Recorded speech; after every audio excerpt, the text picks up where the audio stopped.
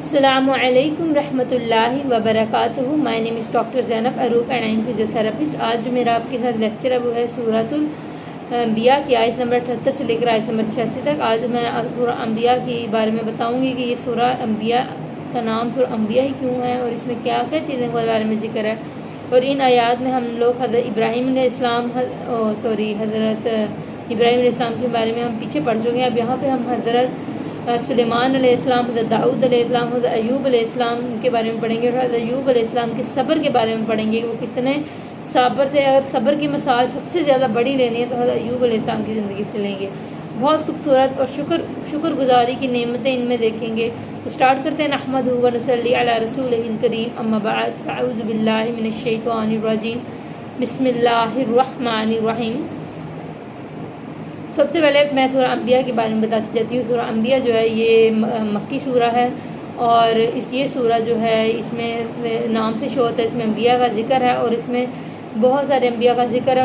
ان کو جو نعمتیں ملی ان کا ذکر ہے اور ان کو پھر ہمیں کیا نصیحت ان سے ملتی ہے وہ ہم اس میں موجود ہے. ہم نے حضرت ابراہیم حضرت لوط علیہ السلام کے بارے میں پچھلے لیکچر میں پڑھا تھا کہ اللہ تعالیٰ نے ان کی قوموں کو مطلب بہت عطا کیا تھا، لیکن وہ لوگ جب بھٹکے رہے تو حضرت لوط علیہ السلام کی قوم کو پھر تباہ کر دیا گیا تھا اور ان کے اوپر عذاب آ گیا کیونکہ وہ مانتے نہیں تھے، اپنے غلط فعل سے باز نہیں آتے تھے. تو پھر ایسے حالات میں اللہ تعالیٰ انبیاء کو اٹھا لیتے ہیں اور وہاں پہ عذاب بھیج دیتے ہیں. اور اب آج کے لیکچر میں ہم حضرت داؤد علیہ السلام، حضرت سلیمان علیہ السلام کے بارے میں پڑھیں گے. حضرت داؤد علیہ السلام ایک بہت بڑے رسول تھے اور ان کو اوپر کتاب نازل ہوئی زبور، اور یہ بہت ہی معاملہ فہم تھے، حکمت تھی ان میں بھی. لیکن اللہ تعالیٰ نے ان سے زیادہ حکمت ان کے بیٹے سلیمان میں دی تھی. ان میں زیادہ حکمت، زیادہ فہم، زیادہ علم تھا.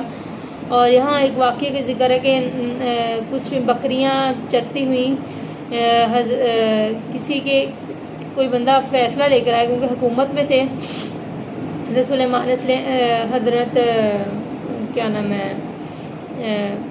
داؤد علیہ السلام حکومت میں تھے، اس لیے لوگ ان کے پاس فیصلہ لے کر آئے اور ان کو کہا کہ فلاں کسی بندے کی بکریاں فلاں کسی بندے کے کھیت سے کھا گئی ہیں. تو اب وہ فیصلہ آیا تھا.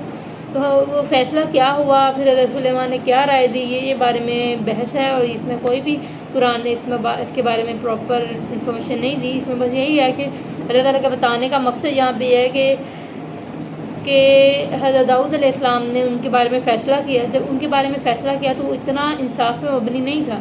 تو ان کے بیٹے سلیمان نے اپنے باپ کو روکا اور انہوں نے کہا کہ یہ فیصلہ نہیں کریں، یہ والا فیصلہ کریں.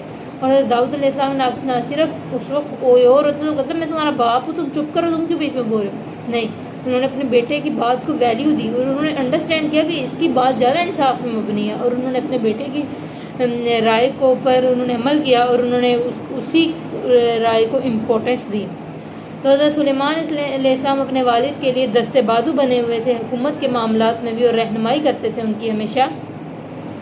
باپ نے بھی جب اپنے فیصلے کی کمزوری دیکھی تو انہوں نے اپنے بیٹے کے فیصلے کو زیادہ انصاف پہ مبنی پایا تو انہوں نے اس پہ عمل کیا اور ویلیو بھی دی اپنے بیٹے کو. اور دوسرا حضرت داؤد علیہ السلام کی نعمتوں میں سے یہ تھا کہ ان کی آواز بہت خوبصورت تھی اور وہ رات کو جا کے نظمیں گایا کرتے تھے، وہ گیت گایا کرتے تھے، حمدیں کیا کرتے تھے اللہ تعالیٰ کی حمد و ثنا میں. تو جب وہ کرتے تھے کیا نام ہے حمد و ثنا کرتے تھے تو سارے پہاڑ ان کے ساتھ مسخر ہو جاتے تھے، چرند پرند ان کے ساتھ مسخر ہو جاتے تھے اور وہ ان کے ساتھ گیت گاتے تھے اور یہ بڑا خوبصورت منظر ہوتا تھا. اسی لیے اللہ تعالیٰ نے زبور جو ہے نظموں کی صورت میں نازل کی ہے. ابھی بھی کوئی دیکھے تو زبور نظموں کی صورت میں وہ چینجنگ ہو چکی ہے، لیکن اس کا آپ پڑھیں گے اس کے بارے میں تو یہی لکھا ہوگا کہ یہ نظموں کی صورت میں ہی موجود تھی.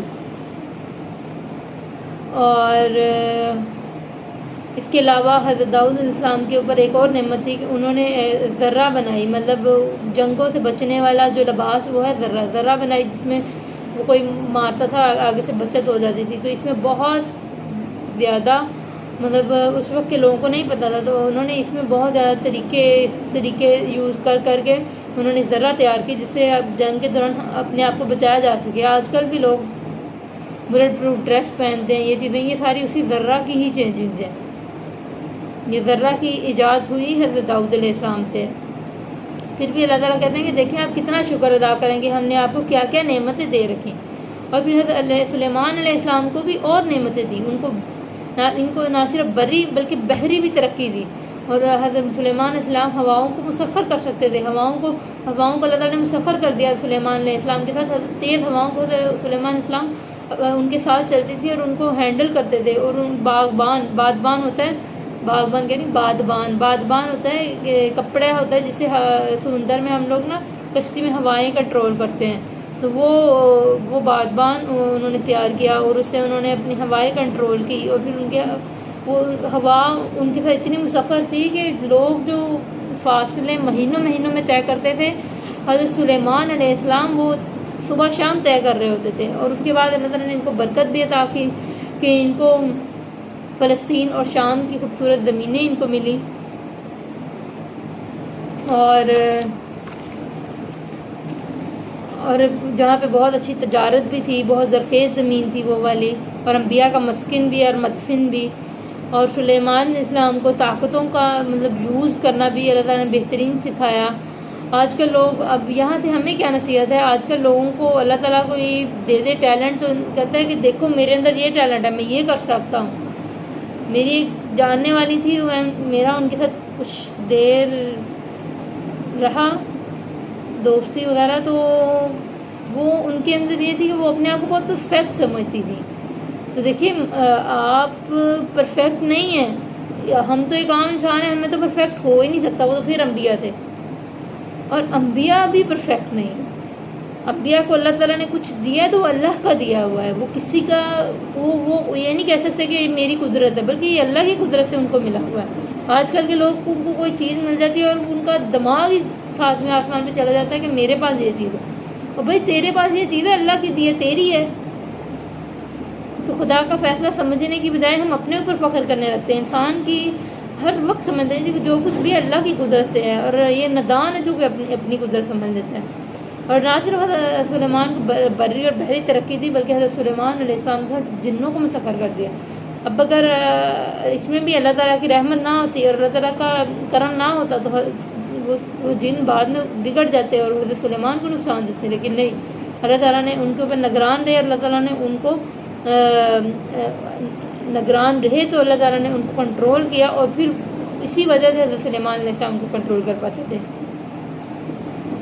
اور اب آگے جو تھوڑا سا ہم پڑھیں گے حضرت ایوب علیہ السلام کے بارے میں۔ حضرت ایوب علیہ السلام ایک کامل رسول تھے، پیغمبر تھے، اور کس طرح کامل تھے، اللہ تعالیٰ نے بہت مشرق کے مالدار لوگوں میں ان کا معیار آتا تھا، اور ان کے پاس 7,000 بیڑیں تھیں، 3,000 ان کے اونٹ تھے، 1,000 ان کے بیل تھے، اور 700 ان کے گدھے تھے جن میں مال اتنا لے کے جاتے تھے، بہت امیر تھے، 7 بیٹے تھے، 3 بیٹیاں تھیں، بہت ہی اچھا خاندان تھا، لیکن اللہ کا اتنا شکر ادا کرتے تھے۔ آپ کو پتہ ہے ہمارے زمانے میں اللہ تعالیٰ کوئی ہمارے پاس کوئی چیز آ جائے تو ہمارا تو دماغ ہی نہیں میچ ہوتے، اور ہم اللہ سے اتنے دور ہو جاتے ہیں، پھر اللہ تعالیٰ ہمیں تکلیفیں دیتے ہیں، جسے ہم تکلیفیں دینے کا مطلب ہے کہ اللہ تعالیٰ ہمیں آزمائش سے گزارتے ہیں، پھر جب ہمارے پہ مشکل وقت آتا ہے پھر ہم واپس اللہ کی طرف لوٹتے ہیں اور اللہ سے معافیاں مانگنے لگ جاتے ہیں۔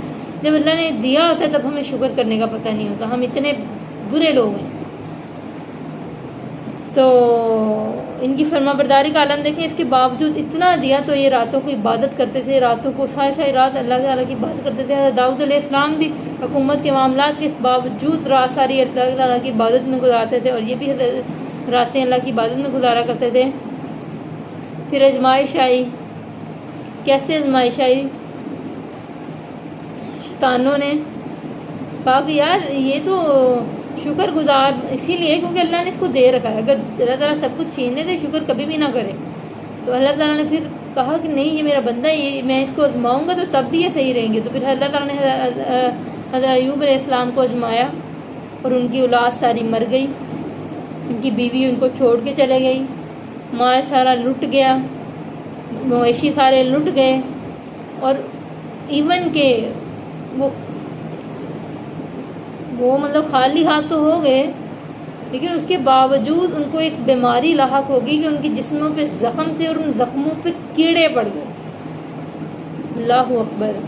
اور حضرت ایوب علیہ السلام کا صبر کا لیول چیک کریں، ہمیں بات کرتے اتنا فیل ہو رہا ہے تو ان کے اوپر تو گزری تھی، ان کی اولاد چلے گی، ان کا مال چلا گیا، ان کی بیوی چھوڑ کے چلے گی. اور حضرت ایوب علیہ السلام نے صبر کے ساتھ اتنا صبر کیا، چپ کر کے سارا تھا. اور پھر حضرت ایوب علیہ السلام نے اللہ سے دعا کی کہ اے اللہ میں تجھ سے رحم مانگتا ہوں. یہ نہیں کہا کہ یا اللہ میری اولاد مر گئی، میری بیوی چھوڑ کے چلے گئی، میں اتنی پریشانی میں پڑ گیا، میرے ساتھ یہ ہو گیا، یا اللہ میری مدد کر. نہیں، بلکہ انہوں نے کہا یا اللہ تو میرے حالات جانتا ہے، مجھ پر رحم فرما، اور تو میری تکلیف جانتا ہے، مجھ پر رحم فرما. پھر اللہ تعالیٰ نے ان پہ رحمت کی، ان کی دعا قبول کر لی، اور اللہ تعالیٰ نے کہا کہ فلاں جگہ سے جا کے نہاؤ اور تمہاری جسم سے وہ بیماری اتر جائے گی.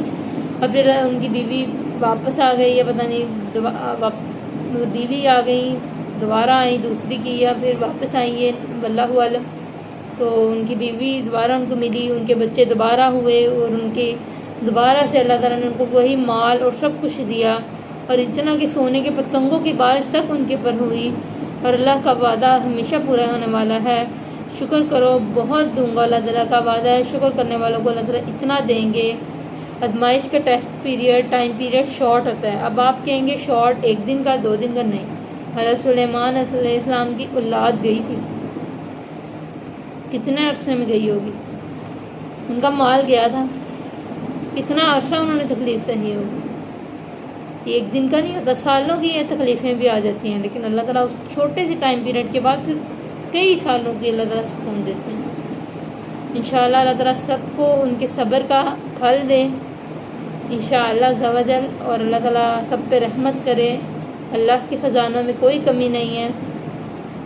اللہ تعالیٰ کی ہم نے ایک حدیث کا مفہوم میں بتاتی جاتی ہوں، ہم نے پہلے پڑھا تھا اس کے بارے میں، کہ اگر ساری دنیا کے جنوں انس بھی اللہ تعالیٰ سے مانگیں اور اللہ تعالیٰ ان کو عطا کر دے، تب بھی اللہ تعالیٰ کی جلال میں اتنی کمی نہیں ہوتی کہ جتنی سمندر میں سوئی کو پھینک کے سمندر میں کمی آتی ہے اور اس کو نکالے جائے تو اس کے پانی میں جو کمی آتی ہے. تو اللہ تعالیٰ کے اتنا اللہ کے پاس ہے کہ اللہ تعالیٰ کے پاس کبھی کمی نہیں آتی. اللہ تعالیٰ دے سب کو، اور رحمت والا دے، اور سب کو شکر کرنے کی توفیق دے. اور آج کے لیسن میں ہم نے صبر کا بھی پڑھا، اور اللہ کی دی ہوئی کوالٹیز پہ اللہ کا شکر ادا کرنا، اور اپنے آپ پہ کبھی فخر نہ کرنا. اگر فخر کرو گے تو جو دیا ہوا ہے وہ چھن جائے گا، وہ ختم ہو جائے گا. اللہ کا شکر ہے، اللہ نے بہت دیا. آمین. جزاک اللہ.